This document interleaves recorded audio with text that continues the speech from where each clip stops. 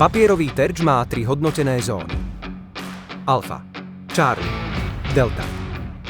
Ak nie je popisom situácie stanovené inak, hodnotia sa v terči 2 najlepšie zásahy.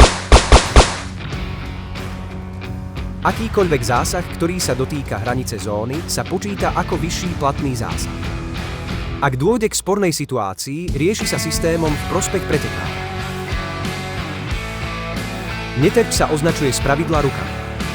Ak je neterč od terča odlíšený iným spôsobom, napríklad červeným krížom, predmet iný ako správy, iné označenie a tak ďalej, je usporiadateľ povinný pred začiatkom preteku zoznámiť pretekárov so všetkými druhmi terčov a neterčov, ktoré budú v preteku použité. Používajú sa kovové terče rôznych tvarov a veľkostí.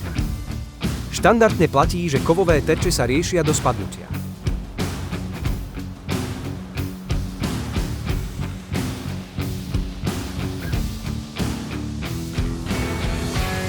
Pri vodorovnom kryte nesmie byť pätka zásobníka nad hranou krytu. Pretekár rieši terče v závislosti na svojej pozícii k terčom od bližšieho k vzdialenejšiemu alebo v poradí, v ktorom sa mu odkrýva.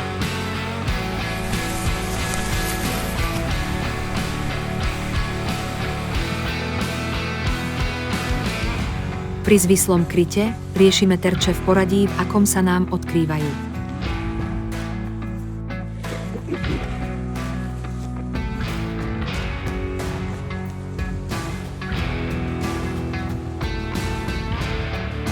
Pri zvislom krytí musia byť obidve nohy voči zvislému stredu terča plne v kryte.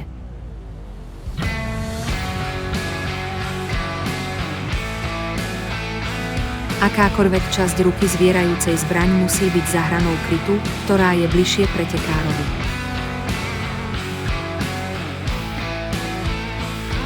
Krytie zmenšením siluety strelca znamená napríklad drep, čiže vzájomný kontakt v zadnej časti stehna a lítka alebo zakľaknutie, dotyk kolena so zemou.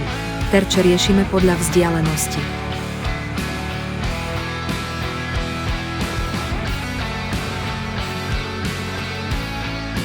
Krytie za pohybu je možné proti jednému terču, ak nie je k dispozícii kryt.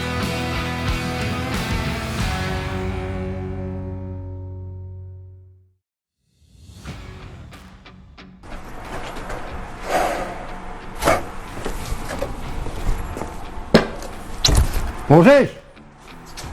Sadni. Podrž. OK.